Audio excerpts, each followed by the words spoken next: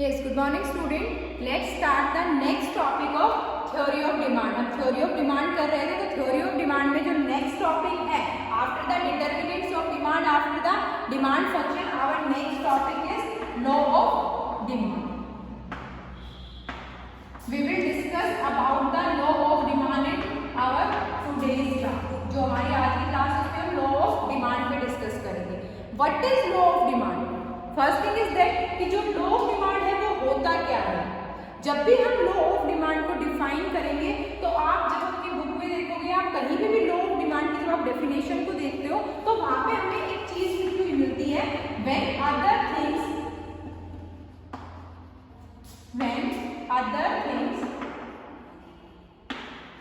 Remaining constant. ये line हम जब भी लॉ ऑफ डिमांड को बताते हैं, जब भी हम कहीं भी लॉ ऑफ डिमांड को पढ़ते हैं तो हमें ये लाइन जो है वो मेन देखने को मिलती है, when other things remaining constant. अब when other things remaining constant, what is the meaning of that line? हमने डिमांड फंक्शन पढ़ा था, कि जो डिमांड फंक्शन है dx is equal to function of px pr y t e YD and N. हमने determinants of demand पढ़े थे तो उसमें हमने क्या पढ़ा था कि जो डिमांड है किसी भी प्रोडक्ट की, किसी भी कमोडिटी की डिमांड है, उसको अफेक्ट कौन कर सकता है? PX. PX stand for own price of the commodity X. PR price of related goods, and related goods में सब्स्टिट्यूट एंड कॉम्प्लीमेंट्री गुड को हमने डिस्कस किया था. Y income of the consumer. T taste and preferences. E expectations. YT distribution of income, and N number of buyers. Clear? These are the some determinants that can affect the demand of an individual as well as market demand. तो जो मैंने line लिखी है other things remaining constant. Other things remaining constant मतलब कि जो हमारे determinants हैं, इन determinants में price of related goods, income of consumer, taste and preferences, expectations, distribution income and number of buyers, ये हमारे कैसे रहेंगे? कांस्टेंट रहेंगे. कांस्टेंट मतलब कि इनमें किसी भी तरह का कोई भी चेंजमेंट नहीं आएगा. चेंज किसमें होगा? सिर्फ px, and px stand for own price of the commodity. तो according to law of demand, when other things remaining constant, कि जब बाकी की सारी चीजें PR, Y, T, E, YD और N ये कैसे रहेंगे? कांस्टेंट रहेंगे. There is inverse relationship. Inverse का मतलब क्या होता है? नेगेटिव. नेगेटिव रिलेशनशिप होता है between the price of a commodity and its quantity demanded. Clear? Law of demand में हमने क्या डिस्कस किया कि when other things remaining constant there are inverse relationship. कैसा रिलेशनशिप होता है? Inverse relationship between own price of a commodity and its quantity demand. Clear? This is your law of demand. Law of demand में हमने क्या बताया कि जब other things हमारी सेम रहती है तो वहां पे हमें एक इनवर्स रिलेशनशिप देखने को मिलता है. किसके बीच में? Own price of the commodity and its quantity demanded. Own inverse relationship का मतलब क्या है? कि when price of a commodity are increases, its demand will be decreases. कि अगर किसी भी प्रोडक्ट के प्राइस बढ़ते हैं तो उसकी डिमांड क्या होती है? कम होती है. सो px price of x and qx quantity of x. अगर प्राइस 1 है तो क्वांटिटी 5 है. जैसे ही प्राइस इंक्रीज होके 5 हुए, क्वांटिटी क्या हो जाएगी? डिक्रीज हो जाएगी. This is your law of demand. कि जैसे ही किसी भी प्रोडक्ट के प्राइस बढ़ते हैं तो उसकी डिमांड कम होती है, और प्राइस अगर कम होते हैं तो डिमांड हमारी इंक्रीज हो जाती है. This is your law of demand. Diagram बनाएंगे हम. डायग्राम में हम बनाएंगे तो यहाँ पे जो आपका एक्स एक्सिस होगा इसमें हम किसको शो करते हैं, क्वांटिटी डिमांडेड को शो करते हैं। क्लियर, किसको शो करते हैं, क्वांटिटी डिमांडेड को, और जो हमारा वाई एक्सिस होता है इसमें किसको शो करते हैं, प्राइस को शो करते हैं। Clear, quantity 1 2 3 4 5, price 1 2 3 4 5। जब प्राइस 1 है तो डिमांड कितनी है, 5। प्राइस हमारी 1 है और डिमांड कितनी हमारी 5। This is the point. Then जैसे ही प्राइस इंक्रीज हुए, प्राइस हमारे जैसे ही बढ़े 5 हुए तो डिमांड क्या हो गई, डिमांड हमारी क्या हो गई, डिक्रीज हो गई। और ये हमारा सेकंड पॉइंट होगा। फिर हम इसको एक डिमांड कर्व की शेप देंगे, स्ट्रेट हम इसको स्केल की हेल्प से मैच करेंगे एंड इसको हम किससे डिनोट करेंगे, डिग्री से। This is your law of demand. क्या पता चला हमें इसमें कि प्राइस अगर कम है, प्राइस अगर कम है तो उससे हमारी डिमांड क्या है, ज्यादा है, और जैसे ही प्राइस इंक्रीज होते हैं तो डिमांड क्या हो जाती है, हमारी डिक्रीज हो जाती है। Clear, this is law of demand. अब अगर हम बात करते हैं कि जब भी हमने लॉ ऑफ डिमांड को हम डिफाइन करते हैं तो यहाँ पे हमने कुछ अजम्पशन लेनी होती है, और ये जो अजम्पशन होती है, अजम्पशन हमारी कौन कौन सी होती है, जो भी हमने ये लाइन लिखी थी कि when other things remaining constant and other things remaining constant, it means कि जो भी हमने कांस्टेंट किया है वो ऐसा नहीं है कांस्टेंट हुआ है रियल में, उसको हमने अज्यूम किया है कि अगर अदर थिंग्स रिमेनिंग कांस्टेंट हो जाए तो वहां पे हमें क्या मिलता है, on price of a commodity and its quantity demanded में इनवर्स रिलेशनशिप मिलता है। तो जब हम अजम्पशंस को बताएंगे तो जो भी हमने कांस्टेंट किया है, जो भी हमने माना है, वही हमारी क्या होगी, अजम्पशंस होगी। लाइक हमने क्या कहा कि प्राइस ऑफ रिलेटेड गुड कैसे रहेंगे, कांस्टेंट रहेंगे, तो ये भी हमारी क्या है, एक assumption. It means there are no change in the price of related goods, कि जो भी हमारे रिलेटेड गुड्स हैं, चाहे वो हमारे सब्स्टिट्यूट गुड है, चाहे वो हमारे कॉम्प्लीमेंट्री गुड है, दोनों के प्राइसेस में कोई भी चेंजमेंट नहीं होगा, दोनों कैसे रहेंगे, constant. Then second one of no change in consumers income, कि जो कंज्यूमर है उसकी इनकम में भी किसी भी तरह का कोई भी बदलाव या कोई भी चेंजमेंट नहीं आएगा। Next one is T. T stand for taste and preferences. Taste and preferences also same taste and preferences, कि जो भी taste और preferences होंगे वो भी कैसे रहेंगे, सेम रहेंगे, उनमें भी किसी भी तरह का कोई भी बदलाव नहीं आएगा। E. Expectation. There will be no change. There will be no change in future. Clear है, मार्केट में किसी भी तरह का कोई भी बदलाव नहीं आना है फ्यूचर में।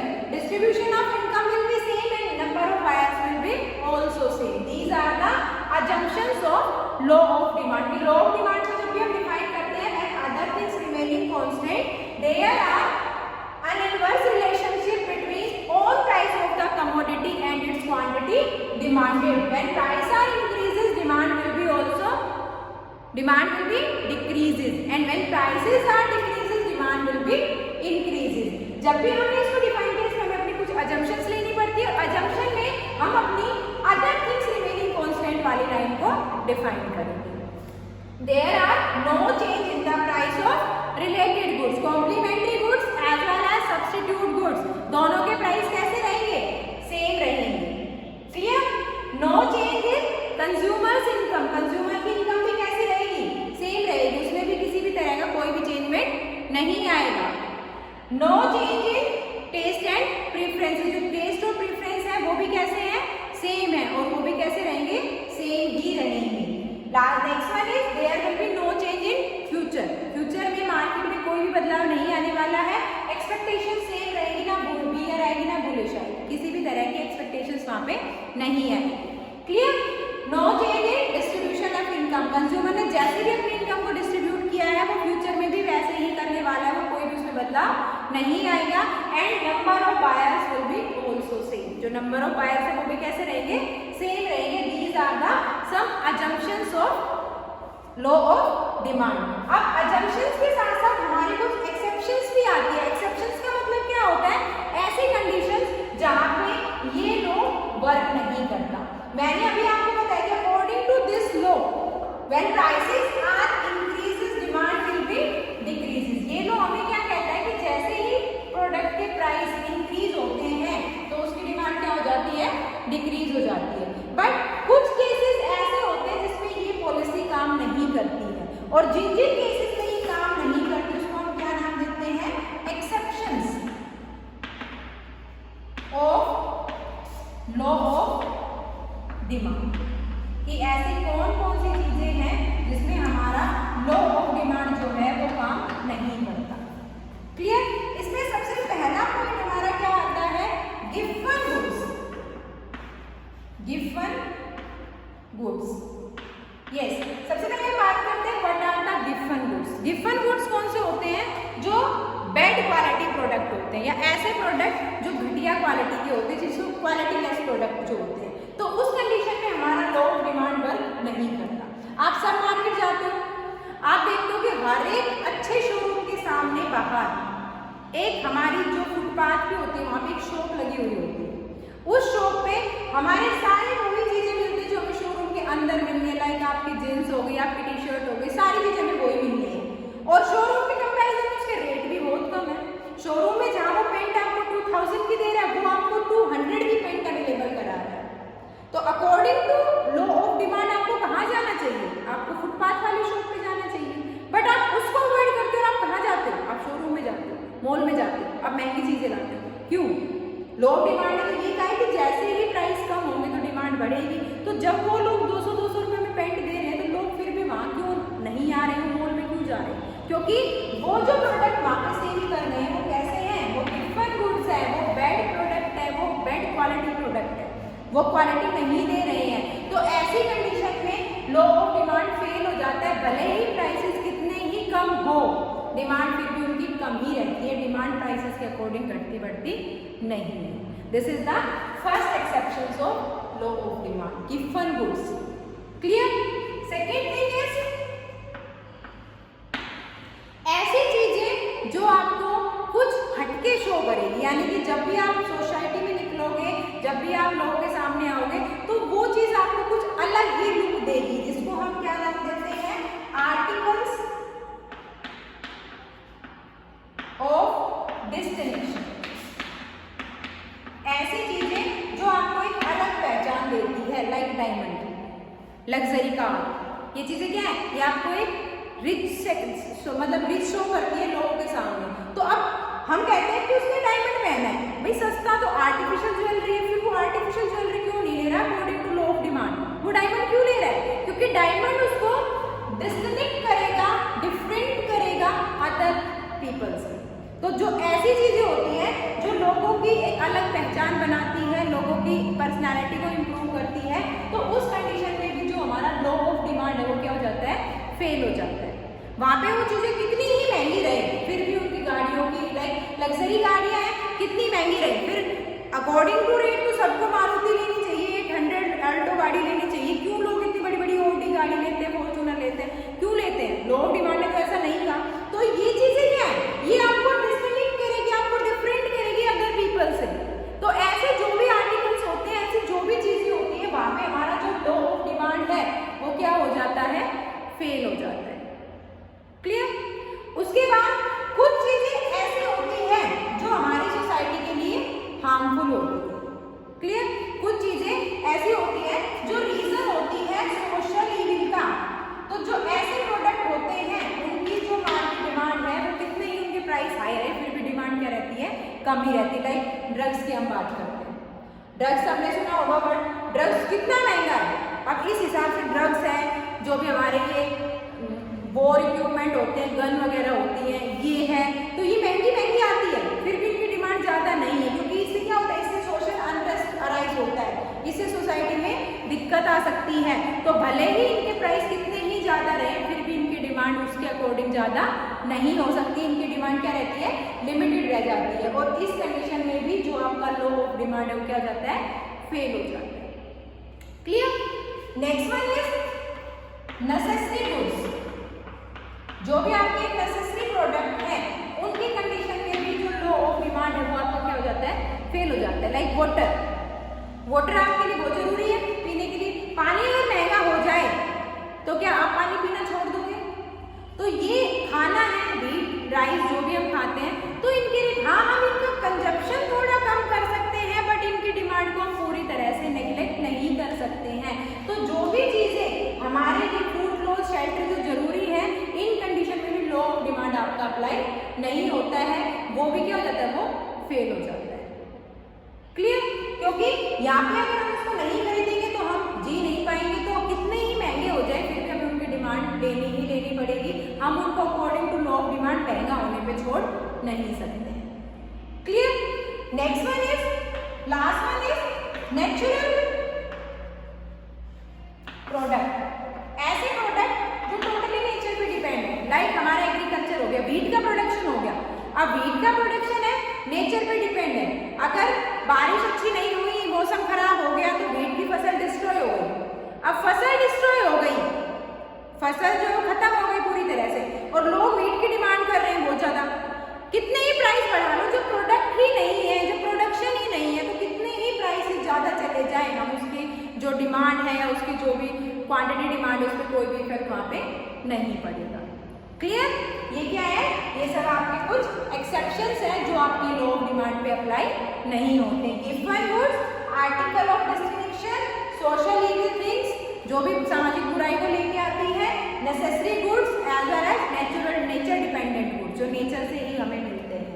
These are the some exceptions of law of demand. This is all over about your law of demand. What is law of demand? When other things remaining constant, there will be an inverse relationship between own price of the commodity and its quantity demanded. And what are the its assumptions? There are no change in price of related goods, no change in consumers' income, same taste and preferences. There will be no change in future market conditions. Distribution of income will be same and number of buyers will be also same. And exceptions की कहाँ पे fail होता है? Given goods की condition में, articles of destination की condition में, social unrest things में जो social evils को राइज करती है, harmful impact डालता है सोसाइटी पे, उन चीजों में, necessary products पे, इन पे हमारा लॉ ऑफ डिमांड फंक्शनिंग में नहीं आ सकता है, तो इसको हम क्या नाम देते हैं?